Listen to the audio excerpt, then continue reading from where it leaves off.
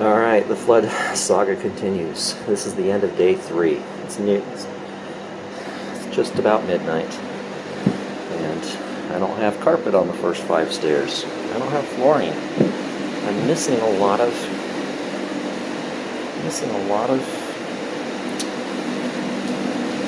drywall. Hey, look. Everywhere you see missing drywall. And guess what? Closets where it wasn't painted with paint, the drywall's cut up so much further because of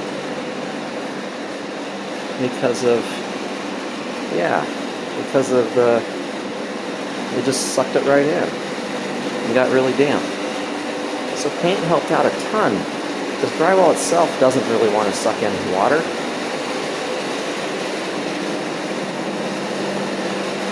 Here's where the cabinets were. Right now I got all the window shades pulled so my neighbor doesn't complain. So look at that. All these rooms, drywall missing everywhere. This is actually a little exciting for me because I've had some wonderful ideas. Like right here I'm going to put in a doorway there, but I'm going to take out the doorway there, and then I'm going to cut up this one up high, and then finally over here I'm going to put in this doorway. And you're going to say, what's all that about? And it's crazy, but I'm going to turn my closet into an extraordinary deluxe walk-in closet. It's going to be so sweet. Alright, so one thing you notice here is I still got fans on. I got a fan in my closet to pull out the air. Leave it on. I got the bathroom fans on. I got a few fans, but I don't got as many fans turned on as I did before. And I got a couple heaters. So I got a heater here. I got a heater over there. I got a heater, actually over in this bathroom I got a dehumidifier. And so dehumidifiers and heaters suck up a lot of power. And so you can't just keep them, you can't just run an infinite amount of them. In the basement I only got 100 amps. And I've been tripping a few breakers when I've been overloading some circuits. I finally got my daughter's closet out, and I got an idea for that too. You know, it's soaked up a couple inches. A few of these closets, they actually come shorter, and you can actually cut off the bottoms, and you can like have the closet that just hanging off the wall, and then you have room for other stuff down below. So like for example, it could be a big row for so anyways, I can probably save that. Now also, if you notice how warped this is, I'm actually going to have a builder come in and cut it off at 32 inches. And yeah, the water came up to 41 inches, which is here, and 32 inches is down there, but that last little bit didn't really suck up any water. And as it sucked up, it was filtered from the bottom. And so is there mildew, is there mold right in here? No, because this whole wood acts as a filter as it's sucking it up on the bottom. And notice it's splitting, and about right there is good. And so now if I cut it off at 32 inches, I can just get a couple boards, and a couple 8-foot boards, and cut them into 3 pieces, and now I can replace 3 of them instead of just 2. Otherwise you'd have to cut it off at 48 inches. Oh, look, I just tripped another one. Ay. Let's see. Let's turn off and let's unplug another fan, I think. Let's unplug this fan. Okay. And then I'll try turning that one back on. Alright, what else is going on here? Oh, by the way, today I had a lady come by.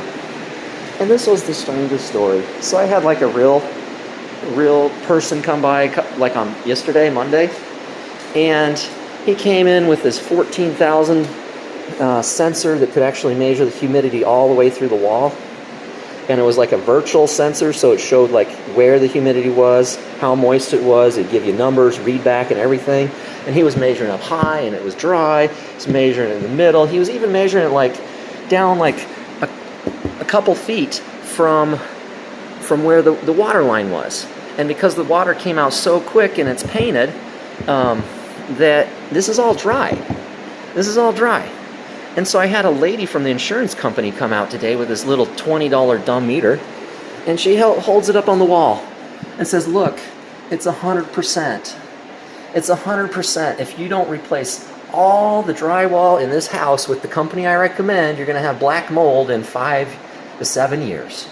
And she repeated it twice. I asked her if she knew how her meter worked, and she said no. I asked her if she knew how to zero her meter. She said no.